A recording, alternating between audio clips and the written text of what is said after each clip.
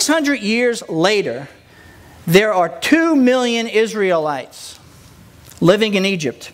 The Pharaoh, who of course is in charge of Egypt and treated as a god of Egypt, gets worried that these Israelites will side with an attacking enemy because there's just so many of them and they haven't really bought into this Egyptian society.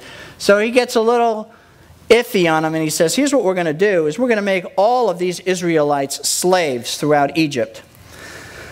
So times get really tough for these Israelites. And what happens at that point is, let's go to Exodus 3, 1 to 11 on page 47. We're picking up speed. All right, so there are 400 years, 2 million people in slavery. That's what we have. What happens? Who's my fifth reader? Go for it. Moses in the burning bush. One day Moses was tending the flock of his father-in-law, Jethro, the priest of Midian. He led the flock far into the wilderness and came to Sinai, the mountain of God. There the angel of the Lord appeared to him in a blazing fire from the middle of a bush. Moses stared in amazement. Though the bush was engulfed in flames, it didn't burn up. "This is amazing," Moses said to himself. "Why isn't that bush burning up? I must go see it." When the Lord saw Moses coming to take a closer look, God called to him from the middle of the bush, "Moses, Moses." "Here I am," Moses replied. "Do not come any closer," the Lord warned. "Take off your sandals, for you are standing on holy ground. I am the God of your father, the God of Abraham, the God of Isaac, and the God of Jacob." When Moses heard this, he covered his face because he was afraid to look at God. Then the Lord told him, I have certainly seen the oppression of my people in Egypt. I have heard their cries of distress because of their harsh slave drivers. Yes, I am aware of their suffering. So I have come down to rescue them from the power of the Egyptians and lead them out of Egypt into their own fertile and spacious land. It is a land flowing with milk and honey, the land where the Canaanites, Hittites, good one. A bunch of groups. Let's put that we call them the ites, okay? Just keep going. The ites. Look, cried the people of Israel, has reached me, and I have seen how harshly the Egyptians abused them. Now go, for I'm sending you to Pharaoh.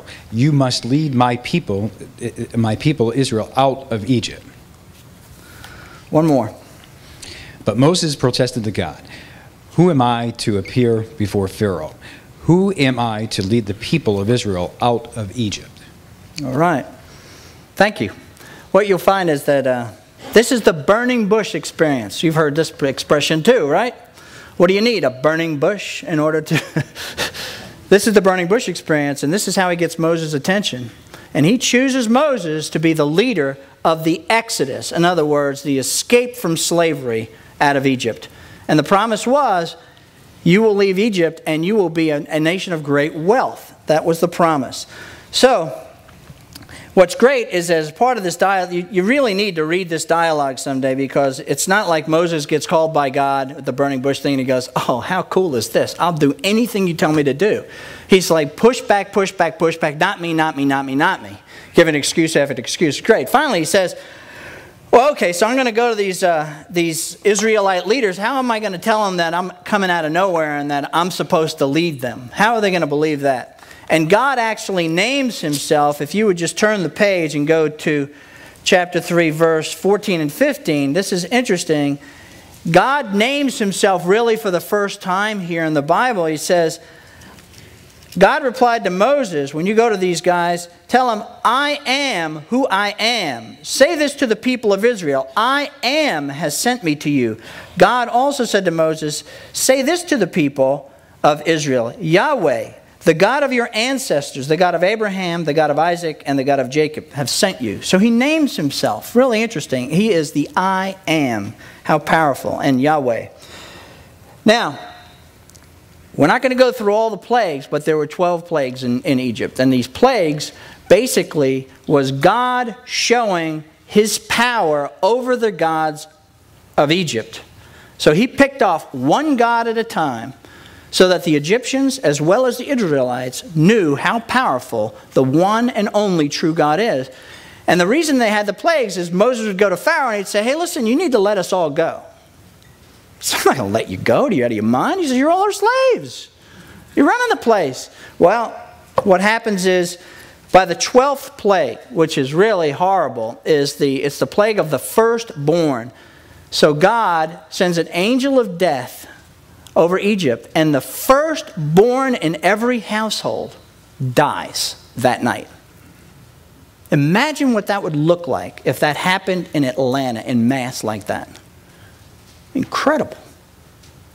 That included not only people but animals. Now what happened is that pretty much the Israelites don't have anybody die. And the reason is because God told them, put blood from a lamb on the doorpost, and when the angel of death sees that doorpost has blood on it, it will pass over that home. That is the Passover feast that the Jews actually celebrate to this very day. That's what it's about. Now, he lets them go. That was it for him. He said, oh, that was enough. That was the 12th, and I'm done. Go ahead. You killed my son's dead. Go. So they leave, and then Pharaoh basically realizes the economic implications of this decision. He just let go of the entire workforce. This bad idea. And he goes after them, and because he's going to bring them all back. So he leads his army, and this is the parting of the Red Sea. So the Israelites cross the Red Sea, it gets parted, they cross the Red Sea, and Pharaoh with his army follow them, and as they're in the bed of that river, it crashes in on them and kills them all. The Jews are finally free. The Israelites are free, and they're in the desert.